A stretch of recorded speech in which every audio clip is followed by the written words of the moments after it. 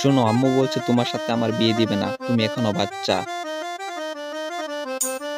Ladies and gentlemen, আপনারা যারা অ্যাসিডকে চিনেন না, আমি ডিম ভাজতে পারি, ভাত রান্না করতে পারি, কাপড় ধুইতে পারি, চা বানাতে পারি। আমি পুরাই ওয়াইফ ম্যাট্রিক। আর কি চাই বলো? বিয়ের পর সকালে তোমাকে দিয়ে ঘুম থেকে তুলে দিব, রান্না করে নিজ হাতে তোমাকে খাইয়ে দিব।